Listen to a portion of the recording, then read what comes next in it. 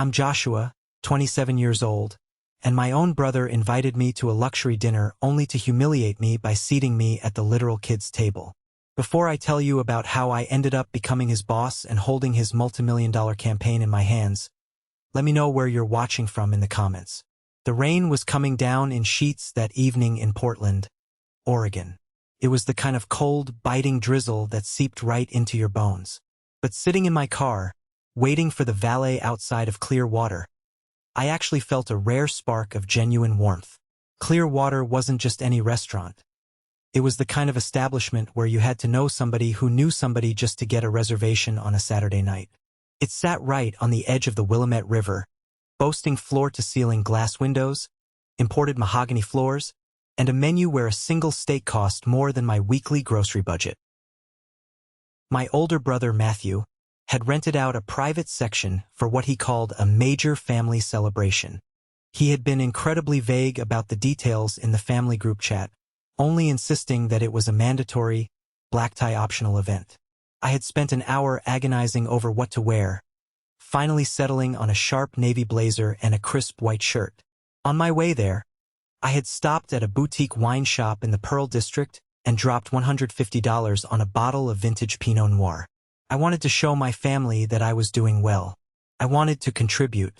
I wanted to be seen as an equal.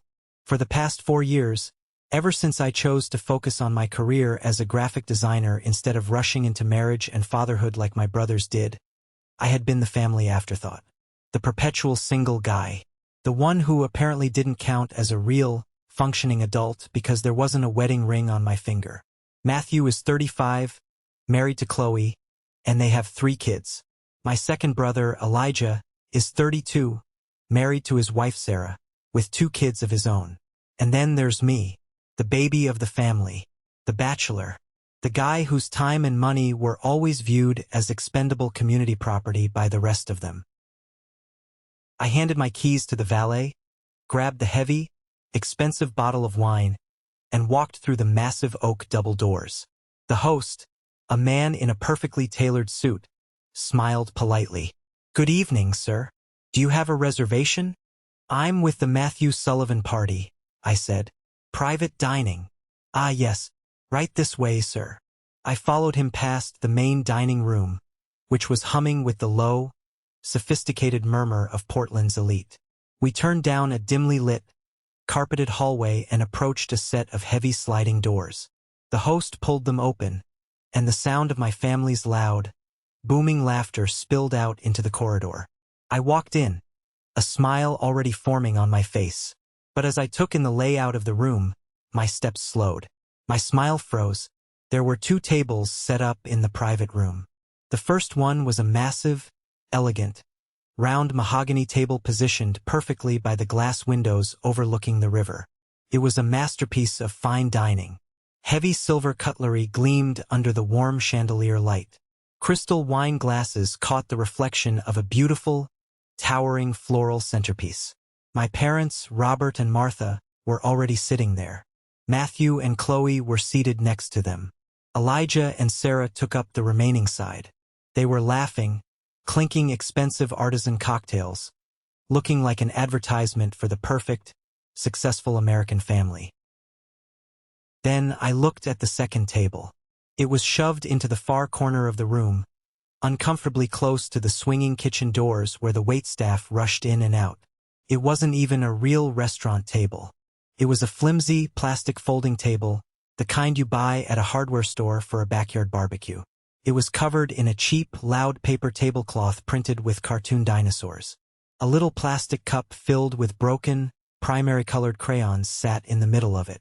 Matthew's daughters, Emma and Sophie, and Elijah's son, Tyler, were sitting on mismatched chairs, already scribbling on the paper, completely oblivious to the setting. I stood there in the doorway, the heavy glass of the wine bottle pressing into my palm. My brain struggled to process what I was seeing. I looked at the adult table again. I counted the chairs. 1, 2, 3, 4, 5, 6. Exactly 6 chairs. There wasn't an empty seat waiting for me. There wasn't a place setting with my name on it. Matthew looked up mid-laugh and saw me standing there. He waved me over, a wide, easy, completely unashamed smile on his face. "Hey, Joshua, you made it, man," he called out loudly, his voice echoing off the glass windows. I walked over slowly. My eyes flicked between his smiling face, the $150 bottle of wine in my hand, and the dinosaur tablecloth in the dark corner of the room. "Matthew," I said. My voice was completely flat, devoid of any emotion. "Are you joking right now?" Matthew's smile tightened just a fraction, a brief flash of annoyance crossing his eyes, but he kept up the cheerful, big brother facade. "It's just easier this way, man. You know how it is. The kids need supervision. They get rowdy in nice places like this, and we don't want them breaking anything. Plus, you're so good with them." I stared at him. I could feel the heat rising in my neck. "I'm 27 years old, Matthew. I'm a professional. I'm not your free babysitter." Elijah, swirling a glass of amber liquid that probably cost $50 a pour, rolled his eyes from across the table. "Don't be dramatic, Josh. It's one dinner. You don't have a wife to sit next to anyway." "It's practical, Joshua," my mother chimed in, adjusting her pearl necklace but noticeably refusing to meet my eyes. She looked down at her pristine white napkin. "Matthew and Chloe have some very exciting news to share tonight, and we want to be able to hear each other. Adult stuff, family planning. You understand." I understood perfectly. I understood that despite having my own apartment, managing my own bills, and building a successful career, my family still saw me as a second-class citizen. Because I hadn't followed their approved life script, because I hadn't provided them with grandchildren or a daughter-in-law to gossip with, I was quite literally relegated to the kids' table. I looked at my dad. He didn't even look up from his phone, scrolling through his emails as if this blatant disrespect was just the weather. Chloe, Matthew's wife, looked down at her lap, her cheeks slightly flushed. She knew it was wrong. I could see the guilt radiating off her. But she wasn't going to cross her husband. None of them were. A heavy, cold feeling settled in my chest. It wasn't explosive anger. I didn't want to yell. It was total, crystal clear clarity. I saw exactly where I stood in their hierarchy. "Sure," I said. My voice was light, almost too light. "No problem at all."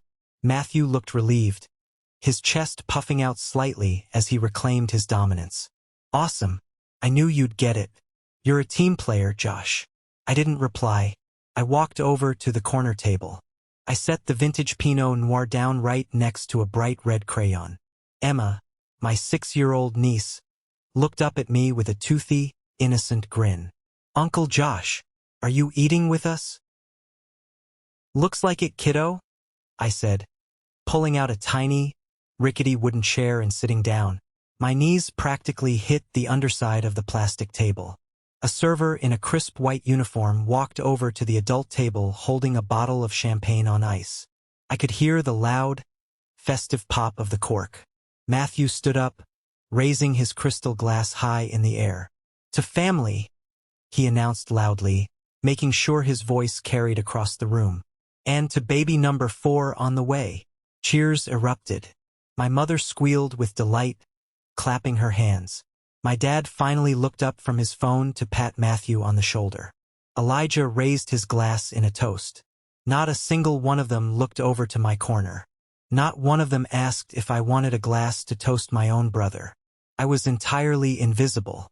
Emma tugged on my sleeve, her brow furrowed. "Why are the grown-ups so loud, Uncle Josh?" I looked down at her, forcing a gentle smile for her sake. "Because sometimes, Emma, grown-ups are really stupid."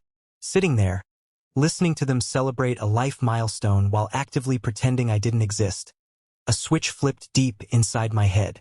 I realized I was done playing the good, accommodating little brother. I was done begging for scraps of respect. And what I did next started a family war I never saw coming. About 20 minutes later, the kitchen doors swung open, and a small army of waitstaff brought out the food. The contrast was almost comical if it hadn't been so insulting. The adult table was served an absolute feast. There were plates of perfectly seared jumbo scallops, thick cuts of filet mignon resting on beds of garlic puree, and a massive, towering seafood platter dripping with condensation, packed with oysters and crab legs. The smell of truffle oil and expensive butter filled the room. Then, a young waitress walked over to our dark little corner. Her name tag read Jennifer. She was carrying a large plastic tray. Carefully, she set down 3 small plastic baskets in front of the kids, filled with greasy, frozen section chicken fingers and soggy French fries. Then she paused. She looked at me, sitting there in my tailored navy blazer, my knees jammed under the dinosaur tablecloth. She gently placed the 4th basket of fries and a tiny cup of mac and cheese right in front of me. She didn't say a word, but she gave me a look of deep, profound pity. It was the kind of look you give a stray dog in the rain. "Enjoy," Jennifer whispered softly, her eyes full of sympathetic apology. I stared down at the sad, beige food. I hadn't ordered this. I hadn't been given a menu.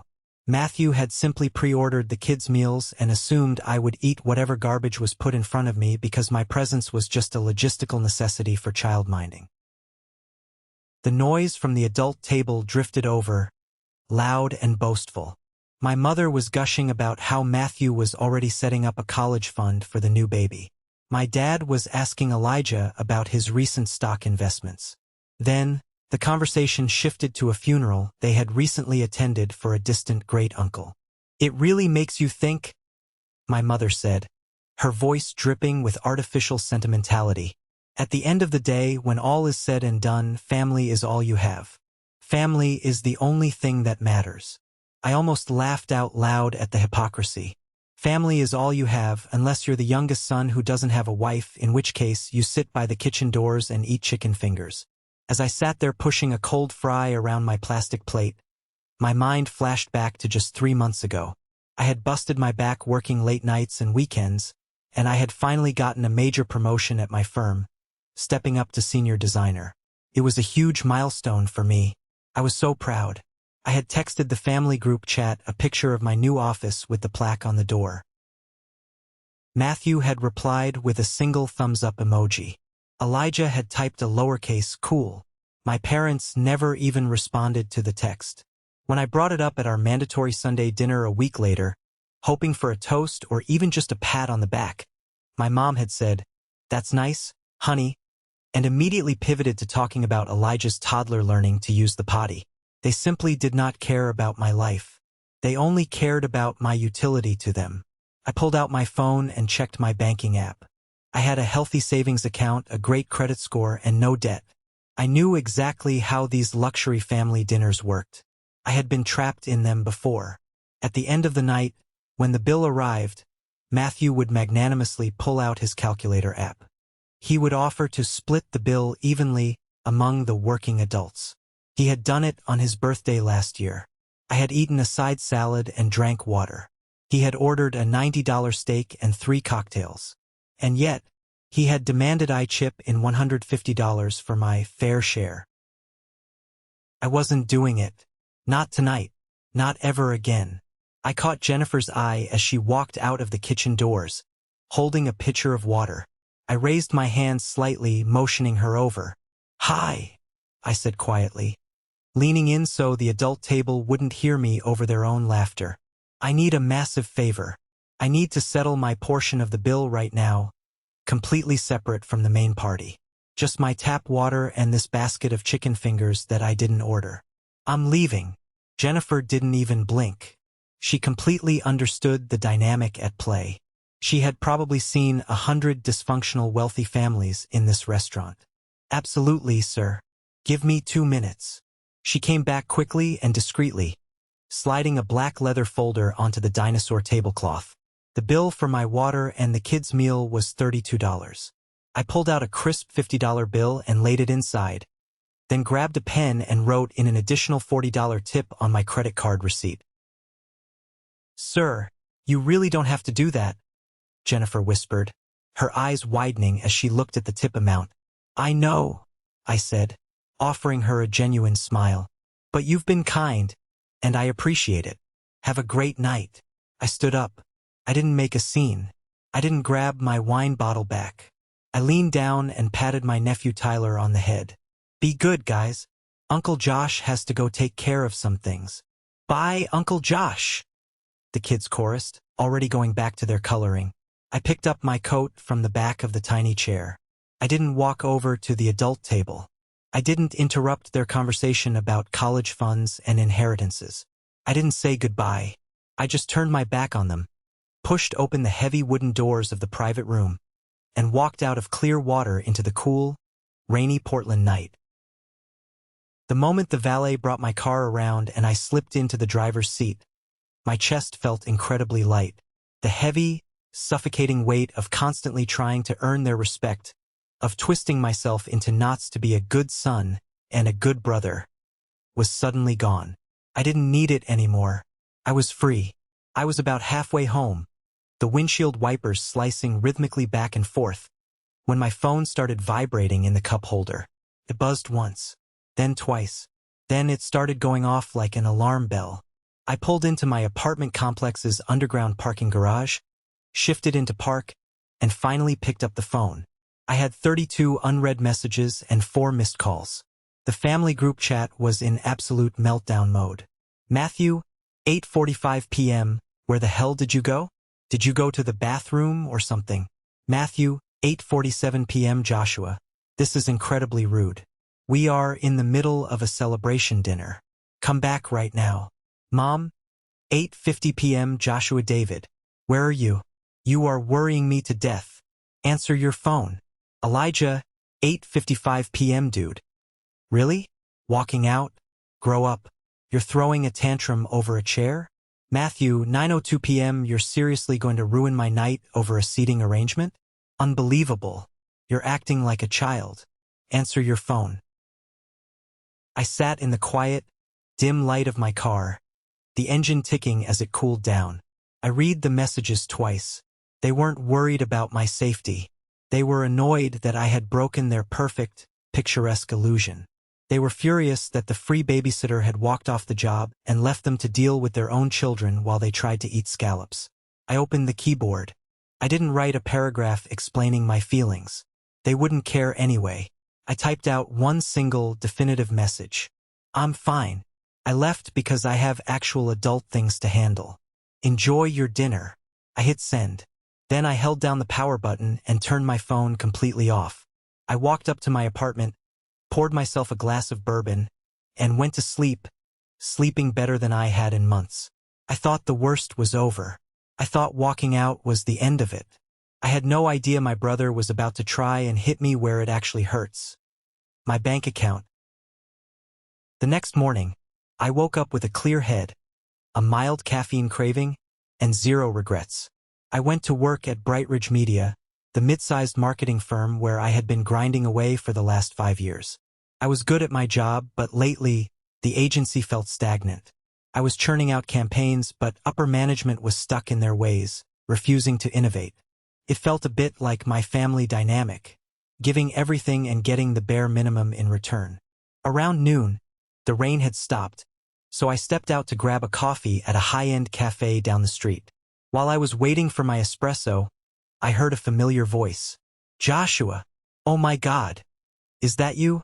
I turned around and practically got tackled by Patricia, an old college friend.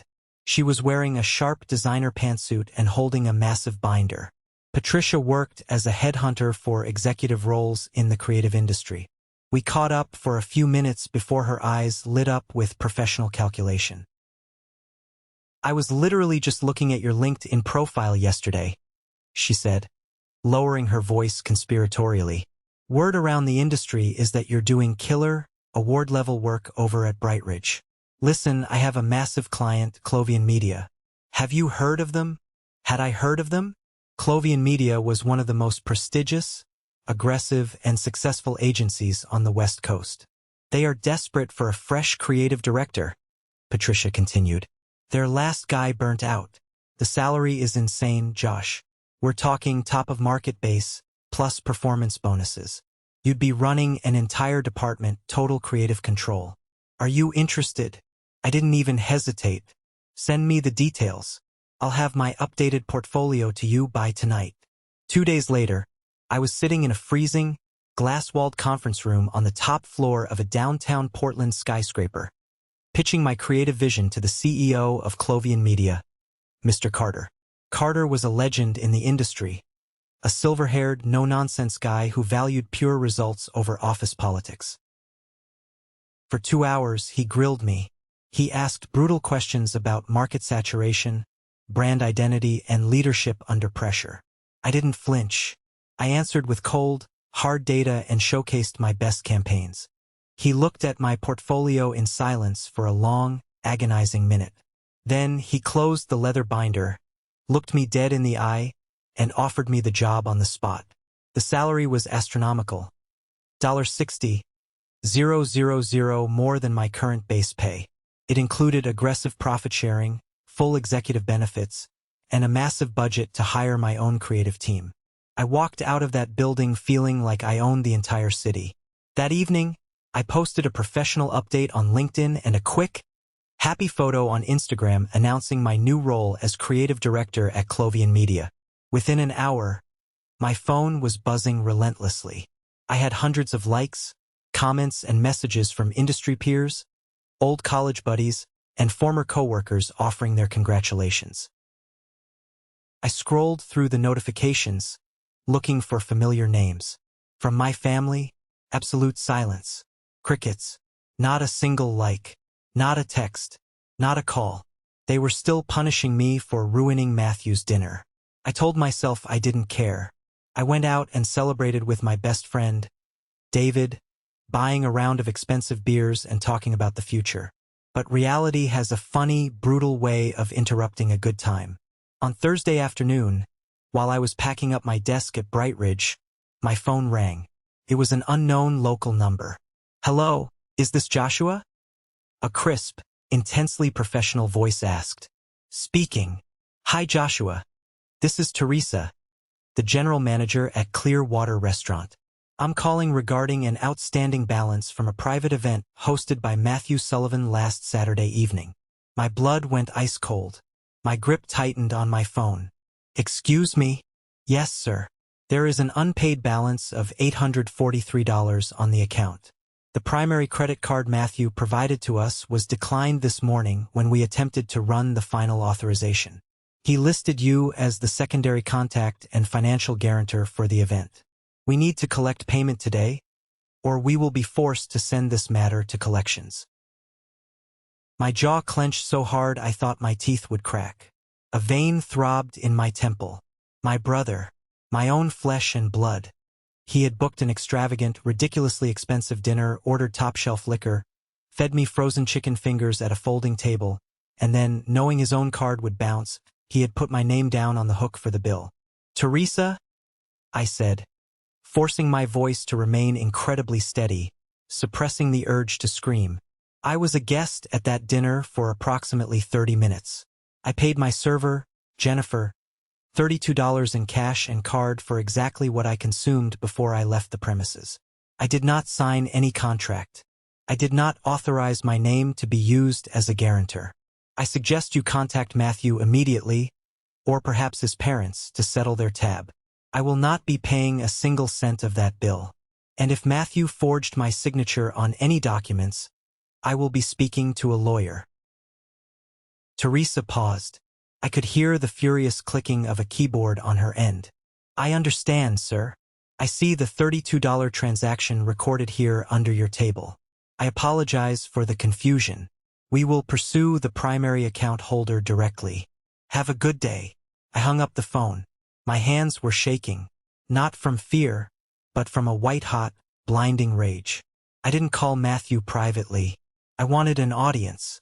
I opened the family group chat. "Joshua, Clearwater Management just called me trying to collect $843 for your luxury dinner. Matthew, do not ever put my name down as a financial contact for your expenses again. I paid for my chicken fingers before I left. The rest of your champagne bill is your problem. Deal with it." The response was almost instantaneous. The little typing bubbles danced across the screen frantically. "Matthew, are you serious right now? You're refusing to help pay for a family dinner? My card got a fraud lock on it from a weird purchase. I just needed someone to cover it until Tuesday. Don't be a jerk. Joshua. A family dinner where I was seated with a 6-year-old on a plastic tablecloth? No, I don't subsidize disrespect. Pay your own bills. Elijah typed next, stepping in to defend his older brother. Dude, you're 27 and single. You don't have kids to feed. You have plenty of disposable income. Where exactly did you expect to sit anyway? Stop being cheap and help your brother out. He's stressed enough as it is. They actually expected me to subsidize their extravagant lifestyle just because I was single. They viewed my bank account as an emergency fund for their poor financial decisions. But they forgot one crucial thing. I wasn't a defenseless, desperate kid anymore. I was a man with a backbone, and I was about to drop a bomb that would ruin their precious holiday season and shatter their illusion of control. The group chat exploded in a flurry of toxic notifications after Elijah's message. My mother, who had been completely silent about my new job, immediately jumped in to run defense for her golden boys. Mom, Joshua David, this behavior is absolutely unacceptable. Family helps family. That is how we operate. Your brother has 3 mouths to feed and a 4th on the way. You have no responsibilities. You live alone. Just call the restaurant, pay the bill, and Matthew will pay you back when he can. Stop being so selfish. I stared at the glowing screen of my phone, a bitter laugh escaping my throat. No responsibilities. That was the crux of it all. That's how they viewed my entire existence. My career, my home, my mental health, my life. None of it counted as a responsibility in their eyes because it didn't involve a minivan, a mortgage in the suburbs, and a PDA meeting. Joshua. No. I hit send, threw my phone face down on the couch, and walked into the kitchen to pour a glass of water. My phone rang less than a minute later. It was my mother. I let it ring. It stopped, then immediately started ringing again. Finally, knowing she would just escalate if I ignored her, I picked it up. Joshua David?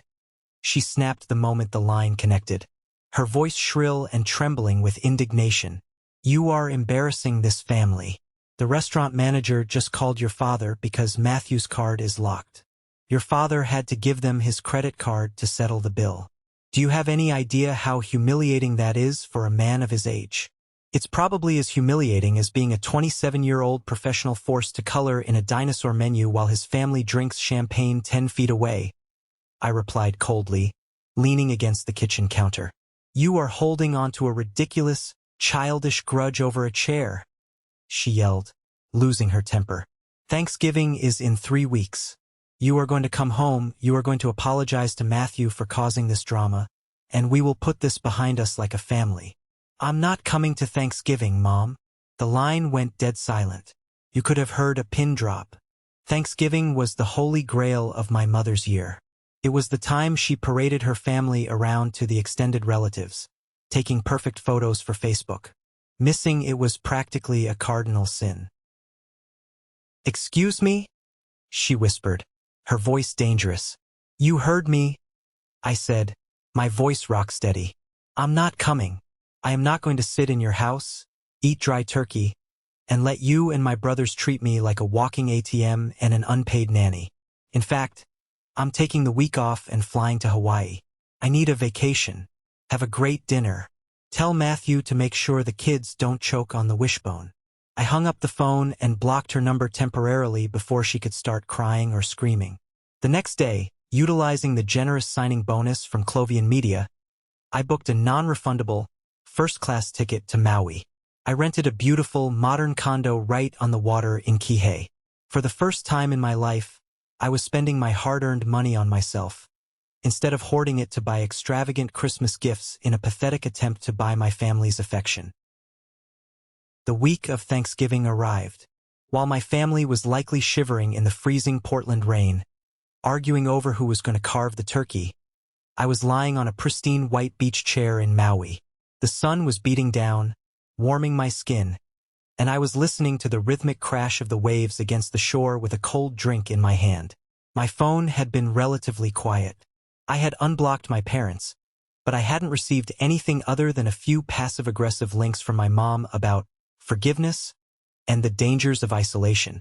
Then, on Thursday afternoon, an unknown local number popped up on my screen.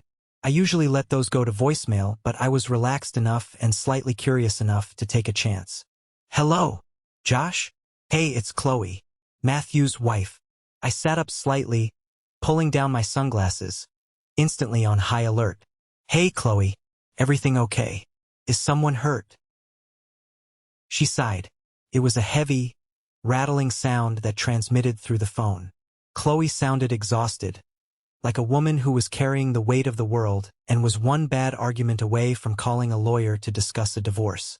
"No, everyone is physically fine. I'm sorry to bother you on your trip. I saw your Instagram stories. Maui looks absolutely beautiful." "It is," I said cautiously. "What's going on, Chloe?" "I called to apologize," she said quietly, her voice trembling. "For the dinner. For the kids' table. I told Matthew it was a terrible idea before we even got to the restaurant. I begged him not to do it. But you know how he is, Josh. He wanted to feel like the big man. He wanted to show off to your parents that he was the head of the adults. And he used you to do it because you're the youngest." I was stunned. In the 7 years she had been married to my brother, Chloe had never spoken out against him to me. She was always the dutiful, quiet wife. "And the bill?" I asked, needing to hear the truth. "He knew his card was maxed out," she confessed, her voice breaking a little. She sounded like she was crying. "He has terrible credit right now.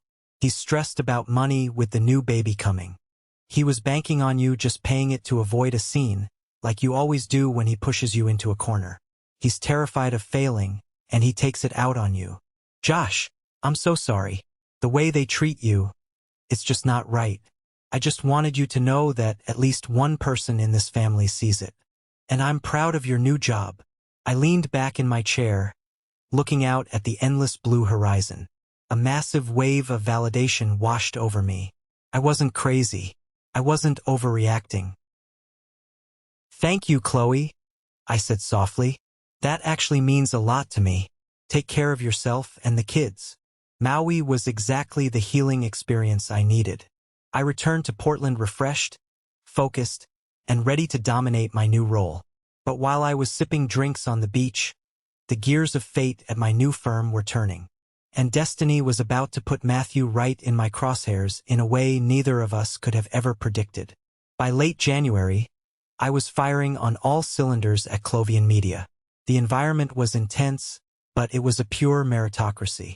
My team was producing aggressive, award-winning work, our client retention was at an all-time high, and Mr. Carter, the CEO, had taken a personal interest in mentoring me.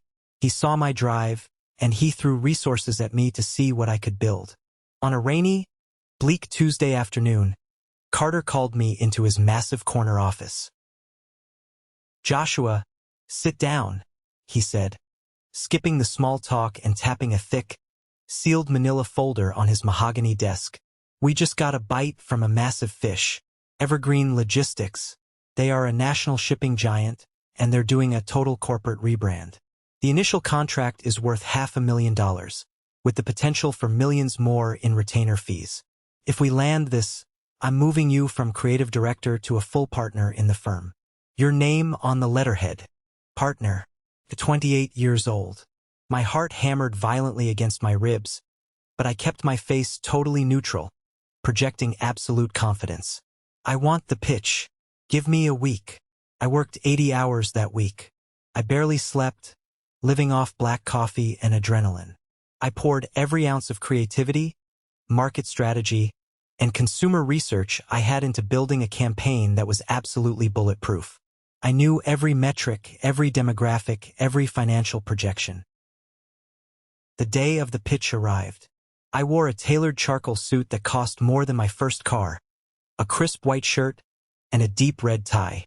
I looked like a man who commanded millions. Mr. Carter and I walked into the massive glass and steel headquarters of Evergreen Logistics in downtown Portland, moving with purpose. A polished receptionist led us into a sprawling executive boardroom on the 40th floor. A long, beautiful oak table stretched across the room, surrounded by executives in expensive suits holding leather portfolios. "Gentlemen, thank you for coming," the CEO of Evergreen said, standing up and shaking Mr. Carter's hand warmly. "Allow me to introduce my senior team. This is our VP of Marketing, our Chief Financial Officer, and our newly appointed Director of Operations, who will be overseeing the logistical rollout of whatever campaign we choose." The man sitting at the end of the table, whose back had been turned as he poured a glass of water, slowly spun his leather chair around. It was Matthew. The blood drained from Matthew's face so fast he looked like he was going to pass out. The glass pitcher of water in his hand trembled, water sloshing over the rim onto the polished table.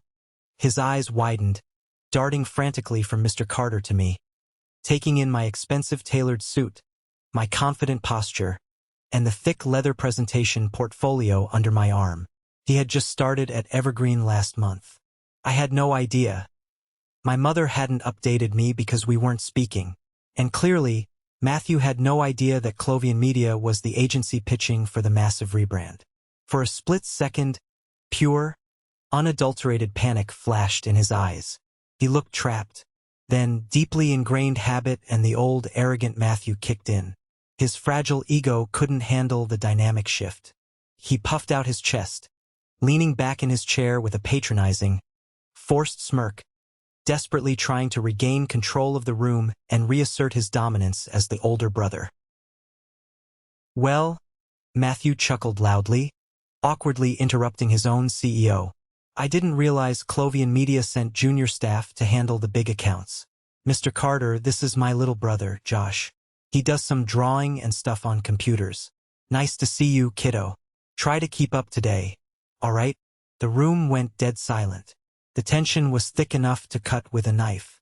The Evergreen executives looked deeply uncomfortable, glancing at their CEO, confused by the blatant lack of professionalism. I didn't flinch. I didn't get angry. My jaw didn't even clench. I just looked at him with absolute, freezing, terrifying calm. Before I could even open my mouth to speak, Mr. Carter stepped forward. He didn't yell, but his voice was like grinding steel. "Director," Mr. Carter said, his tone dripping with professional menace and unquestionable authority. "This is Joshua. He is not junior staff. He is the incoming creative partner of my firm, the lead strategist on this account, and the only reason Clovian Media is sitting at this table today. Every single decision regarding this $500,000 campaign begins and ends with him. Now, if you are quite finished disrespecting my partner, we have a highly lucrative presentation to give." Matthew's smirk vanished instantly, wiped away by the sheer force of Carter's rebuke. His jaw literally dropped. He swallowed hard, his Adam's apple bobbing violently. He looked like a man who had just stepped on a landmine, heard the click, and realized nobody was coming to save him. I walked to the head of the table. I plugged my laptop into the projector. I didn't look at Matthew again. I didn't need to. For the next 45 minutes, I owned that room. I delivered a pitch so airtight, so financially brilliant, and so creatively dominant, that by the time I clicked to the final slide, the Evergreen CEO was nodding vigorously, practically ready to sign the contract right then and there. "Brilliant," the CEO said, clapping his hands together. "Absolutely brilliant, Joshua. The data is flawless. I think we have a deal. Director Sullivan, you'll be working closely with Joshua's team for the next 6 months." I shook the CEO's hand. As we packed up to leave, I finally let my eyes meet Matthew's. He was staring at me, his face pale, his hands trembling slightly on top of the mahogany table. He realized in that exact moment the sheer scale of his mistake. He had spent years treating me like dirt, shoving me at a kid's table, and trying to stick me with his bills. And I had just walked into his company, asserted absolute dominance over a project that could make or break his new job, and he was powerless to stop it. This is a moment that changed everything, when I finally regained control of my life. Thank you for your patience in getting this far. You are amazing. Please like the video and leave a comment below to let me know you've been with me. This will not only help more people find this story, but also let me know that my experiences are meaningful to someone. Your support is the biggest motivation for me to continue sharing the rest of this journey." Matthew looked like he wanted the floor to swallow him whole. I had won. The power dynamic had permanently shifted. But the fallout from that boardroom was going to echo through our family for months to come. As Mr. Carter and I walked out of the boardroom and toward the glass elevators, the adrenaline was still humming through my veins. The pitch had been flawless. Carter clapped me on the shoulder, a rare, genuine smile on his face, signaling that the partner promotion was locked in. Just as Carter reached out to press the call button, I heard hurried, scuffing footsteps echoing down the marble hallway behind us. "Josh! Hey, Joshua, wait up!" It was Matthew. He was practically jogging to catch us. His face flushed red and a thin sheen of sweat on his forehead. He looked completely unraveled. Mr. Carter shot me a questioning look, raising an eyebrow. I just gave a subtle nod, signaling I could handle it. Carter stepped into the waiting elevator. "I'll see you back at the office, partner," he said loudly, making sure the word echoed, before letting the doors slide shut. I turned to face my brother. The patronizing smirk, the arrogant posture. It was all completely gone. In its place was a look of desperate, awkward panic. "Hey, man," Matthew stammered, shoving his hands deep into his pockets and shifting his weight from foot to foot. "Listen, wow, that was a hell of a presentation. The CEO loved it. I had no idea you were, partner? Clovian? When the hell did that happen?" "Recently," I said flatly, keeping my posture rigid. I didn't offer any details. I didn't smile. I didn't give him an inch. Right. That's huge, Josh. Really huge." He ran a hand through his hair, looking around the empty hallway as if checking to see if anyone was listening. "Look, about what I said in there. Before the pitch. I was just messing around. You know me, always joking. Listen, why don't we get together? Just you and me. Let me take you out to a real dinner. A nice place. A real adult dinner, right? My treat this time. We can talk about the project." I looked at him, studying his face. I saw the desperate calculation in his eyes. He wasn't proud of me. He wasn't happy for his little brother's success. He was absolutely terrified. He knew that Evergreen Logistics was my client now, which meant his entire department, his new high-paying job, had to answer to my strategies and my timelines. He was trying to buy insurance. He was trying to smooth things over so I wouldn't make his life a living hell at work. "No thanks, Matthew," I said. My voice was calm, completely devoid of anger, which seemed to scare him even more. "I don't think that's a good idea. Let's just keep it strictly professional. I'll see you at the official kickoff meeting next week." I turned away and pressed the elevator button. "Josh, come on." His voice took on that whiny, defensive tone he always used with our parents when he didn't get his way. "Don't hold a grudge over stupid stuff. Mom is losing her mind. Christmas is next month. Just come home for the holidays. We'll make sure you get a seat right next to Dad. We can forget all this."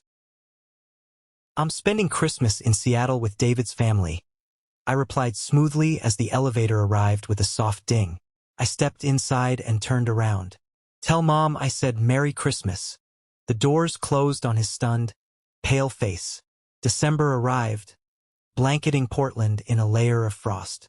The holidays, which used to be a source of massive anxiety, guilt trips, and financial drain for me, felt entirely different this year.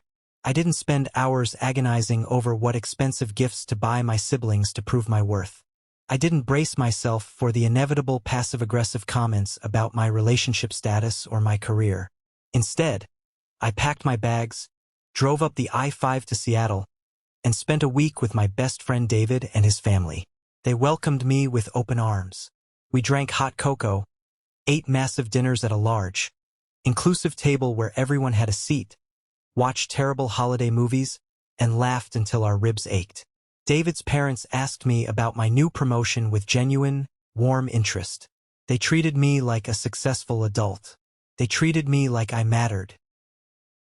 On Christmas morning, I took a group photo with David's family in front of their massive, brightly lit tree. I was smiling genuinely. I posted it on Facebook with the caption, "Grateful for chosen family. Best Christmas ever." An hour later, my phone rang. It was my mother. I let it go to voicemail. She left a frantic, 3-minute message. Her voice was trembling, oscillating wildly between deep, weeping sorrow and desperate anger. She had seen the photo. She tried to guilt-trip me, bringing up family loyalty and legacy. She even tried a new tactic, explicitly threatening my future inheritance. She stated she was going to call a lawyer after the holidays to reevaluate the will if I continued to abandon my blood. I listened to the voicemail while drinking a cup of premium coffee in David's kitchen. I didn't feel angry anymore. I just felt a profound, heavy sense of closure. If she wanted to use money as a weapon to control me, she could leave it all to Matthew's kids. I was making my own money now. I was building my own life on my own terms. I didn't call her back. I didn't argue. I just deleted the voicemail and let the silence speak for itself. I had built a new life, a chosen family. I was finally at peace. The storm had passed, and I had emerged stronger. But just when I thought the book was closed on my blood relatives forever, a notification popped up on my phone a few weeks later that would change everything I thought I knew about my brother's motivations. The winter months slowly melted into a rainy, green Portland spring. During that time, a strange and unspoken dynamic developed between me and my brother Matthew. Our professional lives were now permanently intertwined through the Evergreen Logistics account. Every Tuesday morning, I sat at the head of a massive conference table, and Matthew sat halfway down the side, taking notes on the strategies my team presented. I never rubbed it in his face. I never made a passive-aggressive comment. I didn't treat him the way he had treated me at that disastrous dinner. I treated him with strict, unwavering, cold professionalism. I evaluated his logistical timelines.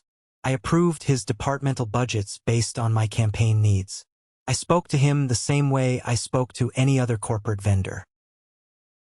And honestly, I think that absolute professionalism broke him down far more than any screaming match ever could. He saw the respect I commanded in that boardroom. He saw executives decades older than me hanging on to my every word. He saw the reality of the man I had become, stripped of the little brother label he had always used to diminish me. Outside of work, the family remained completely fractured. My mother had stopped calling after her threats regarding the inheritance failed to move me. I hadn't seen my father or my second brother, Elijah, in over 6 months. I was spending my weekends hiking in the Columbia River Gorge, taking weekend trips to the coast, and building a life entirely independent of their approval. My salary allowed me to live comfortably, and my mind was finally quiet. Then, on a quiet Thursday evening in late April, I was sitting on the balcony of my condo, watching the city lights flicker to life against the darkening sky. My laptop chimed from the kitchen island. I walked over, expecting a late-night brief from Mr. Carter. Instead, I saw a personal email from an address I hadn't interacted with outside of the corporate server in half a year. It was from Matthew. The subject line was simple: "I am sorry. No conditions. No excuses." I stared at the screen for a long time before I clicked open the message. I took a deep breath, bracing myself for another manipulative attempt to bring me back into the fold so they could save face. But what I read fundamentally changed the trajectory of our entire family. "Joshua," the email began, "I have spent the last 6 months watching you operate at work. I've watched you lead a team, command respect, and handle incredible pressure with a grace I do not possess. And every single time I see you, I feel a sickening amount of shame for what I did to you at Clearwater, and for how I have treated you for the last 5 years. I am writing this because I owe you the absolute, unvarnished truth. The truth is, I was incredibly, bitterly jealous of you. You looked at the life script Mom and Dad handed us. Get a corporate job, marry early, buy a house, have kids immediately, and you said no. You chose your own path. You chose freedom. You chose to build your career on your own terms. Meanwhile, I did exactly what was expected of me. And the truth is, Josh, I have been drowning. My salary, even with the new job, barely covers the mortgage and the kids' college fund. Chloe and I were sleeping in separate bedrooms for months because the financial stress turned us into enemies. We were dangerously close to a divorce. I felt like a failure every single day because I couldn't effortlessly maintain the perfect, golden boy image everyone expected of me. So, when we had family dinners, I looked at you. You were single, stress-free, building your savings, taking vacations, and living your truth. It made me feel so incredibly small. Instead of dealing with my own insecurities, I decided to punish you for your freedom. I put you at the kids' table to physically remind you that, in my twisted mind, you hadn't earned a seat with the real adults. I tried to stick you with the restaurant bill because I was literally broke. My credit cards were maxed, and my pride wouldn't let me admit to Mom and Dad that I couldn't afford the luxury celebration I had bragged about. I used you to make myself feel bigger. It was cowardly, toxic, and pathetic. You didn't walk away because you were holding a grudge over a chair. You walked away because I treated you like garbage. I am going to therapy now.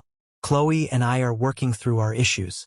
I am trying to become a man who actually deserves the respect you naturally command. I am not asking you to forget what happened. I am just asking you to believe me when I say I am deeply, truly sorry. You are a better man than me, Joshua. You always have been. I sat on a stool at my kitchen island, reading the email 3 times. The anger, the heavy resentment I had carried in my chest since that rainy night in September, suddenly evaporated. It wasn't about me. It had never been about me. It was about Matthew's crushing insecurities and the toxic expectations our parents had ingrained in us. I picked up my phone and dialed his number. He answered on the first ring. "Hello?" he said. His voice was thick, guarded. "I got your email," I said quietly. There was a long pause on the other end of the line. I could hear him exhale a shaky breath. "Thank you for reading it. It took a lot of guts to write that, Matt. I appreciate the honesty." "It was the truth," he said, his voice breaking slightly. "I'm so sorry, Josh." "I accept your apology," I said. And the amazing thing was, I really meant it. The conditions of the apology were met. He took full accountability. He didn't say, "I'm sorry you felt that way." He said, "I'm sorry for what I did." That made all the difference in the world. We talked for 2 hours that night. We talked like brothers for the first time since we were teenagers. We talked about his marriage, his financial stress, and the crushing weight of our parents' expectations. Before we hung up, Matthew cleared his throat. "Listen, Josh. Mom and Dad's 40th wedding anniversary is in exactly 1 month. Mom has been a wreck since you stopped talking to her. She won't admit it, but her heart is broken. I want to throw them a surprise anniversary party. A real one. And I want you to help me plan it. I want you to design the event." I hesitated. Getting back into a room with my mother felt like walking back into a minefield. "Matt, I don't know." "You have total control," Matthew interrupted gently. "You pick the venue. You pick the menu. And most importantly, you pick the seating arrangements. I just want our family back in the same room, without the toxic garbage. Please." I looked around my quiet, empty apartment. I had proven my point. I had established my boundaries. Now it was time to see if they could actually respect them. "Okay," I said. "I'll do it. But we do it my way." For the next 4 weeks, I poured my creative energy into planning the anniversary party. I booked a stunning, modern art gallery space in the Pearl District with exposed brick walls and massive skylights. I hired a private chef instead of a stuffy restaurant staff. The night of the party, I arrived 2 hours early to oversee the setup. I stood in the center of the gallery and looked at the masterpiece I had created. There were no separate tables. There was no head of the table. I had rented one massive, magnificent, custom-built circular oak table that seated exactly 12 people. My parents, the 3 brothers, the 2 wives, and the 3 older children. The babies were with a hired nanny in a separate, comfortable playroom. Every single place setting at the massive round table was identical. Crystal glasses, silver chargers, and a handwritten name card for every single person. Emma, my 6-year-old niece, had the exact same elegant place setting as my father. At 6 p.m., Matthew walked my parents through the gallery doors. "Surprise!" we all yelled. My mother gasped, pressing her hands to her mouth. She looked around the beautiful room, the string quartet playing softly in the corner, the soft ambient lighting. Then her eyes landed on me standing by the table. She froze. She hadn't seen me in 8 months. I had filled out a bit. My posture was different. The aura of the anxious youngest child completely gone. "Joshua," she whispered. She walked toward me slowly, as if she was afraid I was an illusion that would vanish if she moved too fast. "Happy anniversary, Mom," I said, offering a small, polite smile. She threw her arms around my neck and hugged me with a desperate, crushing grip. She was crying instantly. "I've missed you so much," she sobbed into my shoulder. "I've missed my boy." I hugged her back, feeling a lump rise in my own throat. When it was time for dinner, everyone naturally gravitated toward the massive circular table. My mother looked at the arrangement. She looked at the single, unified circle where everyone was equal. She saw my name card right next to hers. She saw Matthew's name card next to his daughter Emma's. She stood behind her chair, her hands gripping the wood. She clinked her butter knife against her crystal wine glass. The room fell silent. "Before we sit down," my mother said, her voice shaking but carrying across the gallery. She looked directly at me. "I need to say something. For the last 40 years, I thought I was building a perfect family. I thought if everyone followed the rules, if everyone hit the right milestones at the right time, we would be happy. I was so focused on the image of the family that I completely ignored the actual human beings inside of it." She wiped a tear from her cheek, completely ignoring the expensive makeup she had applied. "Joshua, my beautiful, brilliant youngest son, I am so deeply sorry. I am sorry I didn't celebrate your successes. I am sorry I allowed you to be treated like a second-class citizen in our family because you didn't fit into my neat little boxes. When you walked out of that restaurant, and when you refused to come to Thanksgiving and Christmas, I was furious. But my anger was just a shield for my guilt. You showed more strength and self-respect in walking away from our toxic behavior than I have shown in my entire adult life."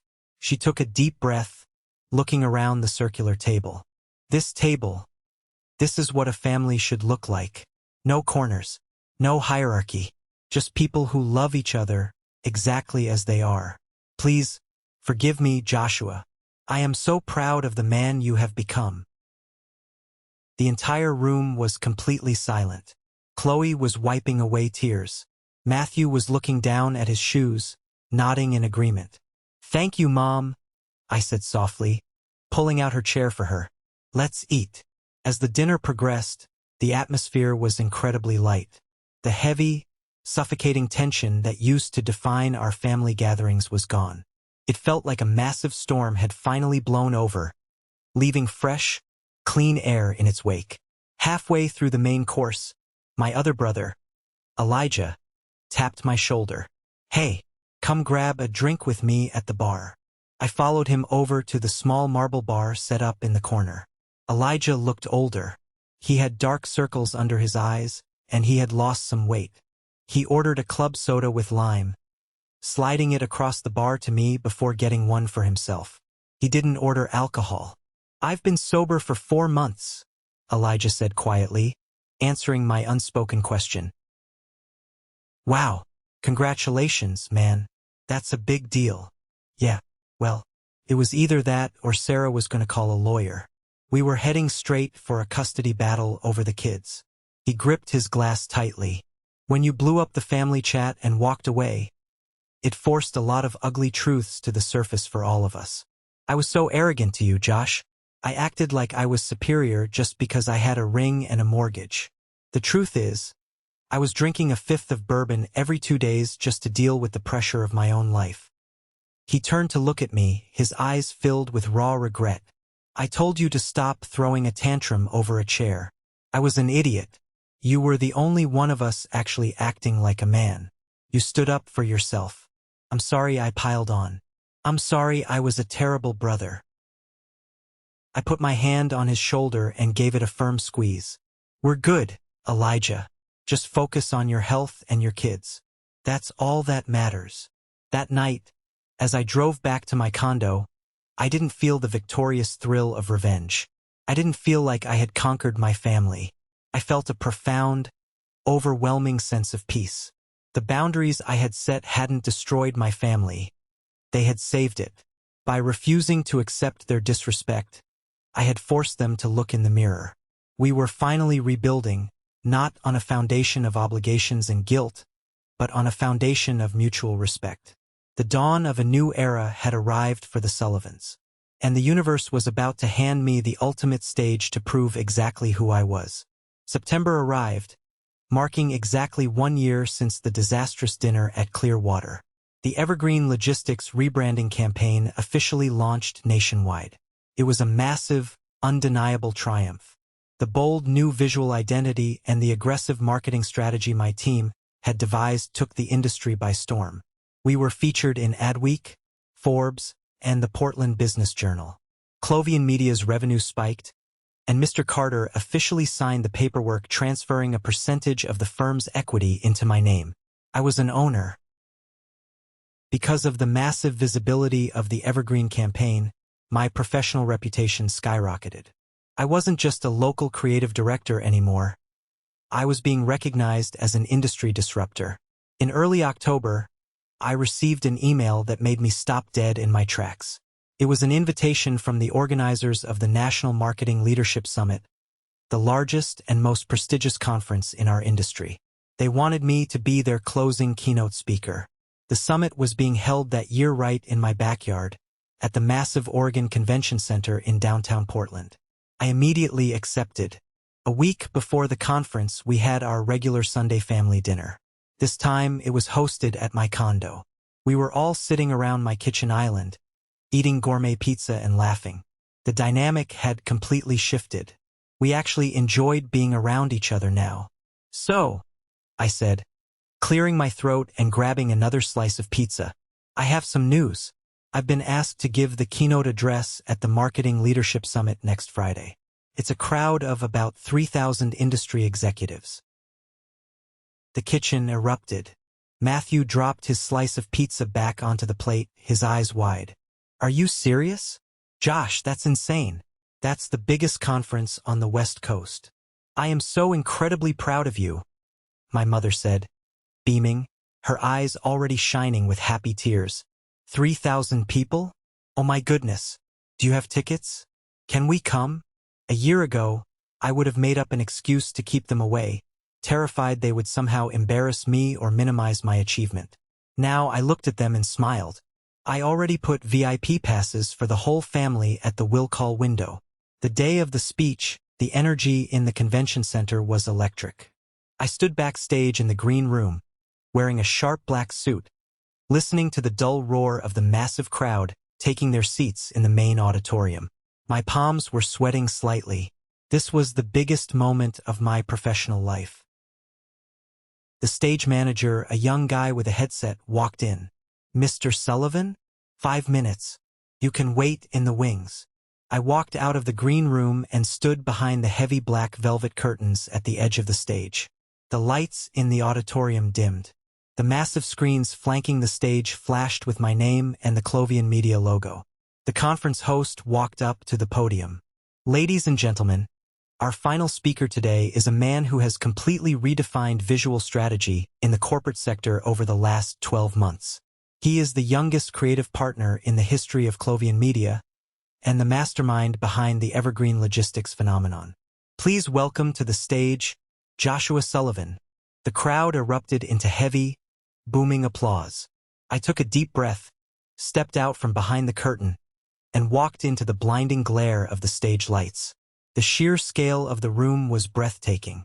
Thousands of faces, industry leaders, CEOs, and creatives, all looking up at me, waiting to hear what I had to say.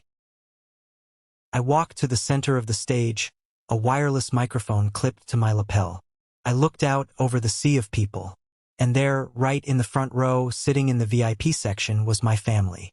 My father was sitting up straight, looking intensely proud. Matthew and Elijah were sitting next to him, both wearing suits, grinning from ear to ear. And right in the middle was my mother, Martha. She was wearing a beautiful emerald green dress. She had both hands pressed over her heart, looking up at me with a level of pure, unadulterated awe and respect that I had spent my entire childhood desperately craving. She wasn't looking at me as a bank account. She wasn't looking at me as an unpaid babysitter. She was looking at a man who had conquered his world. I smiled at her. Then I turned my attention to the crowd. "Thank you," I said, my voice echoing powerfully through the massive speakers. A year ago, I was sitting at a tiny plastic folding table covered in cartoon dinosaurs, eating chicken fingers. A ripple of confused laughter moved through the crowd. "I'm serious," I continued, pacing slowly across the stage. It was a family dinner at a luxury restaurant. And because I didn't fit the traditional mold of success, because I was focused on my career instead of a traditional timeline, I was literally seated at the kids' table. I was 27 years old, a senior designer at an agency, and I was given crayons and told to be quiet while the real adults talked. The auditorium went completely silent. Every single person was hanging on my words. I could see Matthew in the front row, nodding slowly, not shrinking from the story, but acknowledging it. "I could have stayed at that table," I told the crowd. "I could have eaten my chicken fingers, accepted my lot in life, and allowed other people to dictate my value based on their narrow metrics. But I didn't. I paid my bill. I stood up, and I walked out the door." I paused, letting the silence hang in the air for emphasis. In your careers and in your lives, you are going to encounter people who want to put you at the kids' table. Clients who undervalue your expertise. Bosses who dismiss your creative vision because of your age or your background.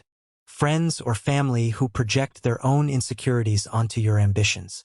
They will try to hand you a plastic cup and tell you to be grateful you're even in the room. I looked directly into the camera broadcasting my face to the massive screens. The single most important marketing strategy you will ever execute is the marketing of your own self-worth. You have to know the value of your own portfolio before you can convince a client to buy it. You cannot command a premium price tag if you accept discount treatment. If they don't give you a seat at the adult table, you don't throw a tantrum. You simply walk out of the restaurant, build your own table, and invite who you want. Respect is not something you negotiate for. It is a boundary you enforce. The crowd erupted. It started as a low rumble and swelled into a massive, deafening wave of applause. People were standing up. I finished my speech, laying out the technical strategies of the Evergreen campaign, but the emotional core of my message had already done its job. When I finally walked off the stage 45 minutes later, the adrenaline was crashing over me in glorious waves. I walked down the side stairs and into the VIP reception area. My family was waiting for me. My mother didn't say a word. She just walked up to me and threw her arms around my neck, burying her face in my shoulder. She was crying, but they were happy tears. "You were magnificent," she whispered. "Absolutely magnificent." My father shook my hand, pulling me into a rough hug. "Proud of you, son. You knocked it out of the park." Matthew walked up. He didn't look threatened. He looked genuinely inspired. He held out his hand, and when I took it, he pulled me into a real brotherly embrace. "You killed it, Josh. You built your own table." "Thanks, Matt. That means a lot." Later that evening, after the conference ended and the family went home, I walked alone along the waterfront of the Willamette River. I looked across the dark water, spotting the glowing lights of the Clearwater restaurant in the distance. A year ago, I had walked out of those doors feeling completely alone, furious, and fundamentally unvalued. I had been terrified that setting a boundary meant I would lose my family forever. But looking back, I realized the absolute necessity of that painful night. You cannot heal a broken bone without first resetting it, and resetting a bone hurts. Walking away from my family's toxic behavior was the most painful thing I had ever done. Caused chaos, caused anger. It brought up ugly truths about money, inheritance, and ego. But it was the only way to save us. By refusing to be diminished, I forced them to elevate their own behavior. I didn't just demand respect. I commanded it through my actions, my professional success, and my unwavering commitment to my own boundaries. I am Joshua Sullivan. I am 28 years old. I am a partner at a top-tier media firm. I am a son, a brother, and an uncle. But most importantly, I am a man who knows exactly what his seat is worth. And I will never, ever sit at the kids' table again. Joshua's story is not just a career advancement journey, but a profound lesson about self-worth and the art of setting boundaries. In life, sometimes the people closest to us are the ones who unintentionally hurt us with prejudice and hidden jealousy. Joshua being seated at the children's table is a clear metaphor for being devalued and having your voice taken away. The core lesson here is, respect is never a gift bestowed out of pity. It's a standard you must set and resolutely defend. When you're placed in an undeserved position, you don't need to yell or smash things. The greatest power of an adult is the ability to calmly say no, settle your own score, and walk away to focus on building your own table. The sweetest, most educational revenge isn't hurting others, but becoming a brilliant and successful version of yourself that no one can ignore anymore.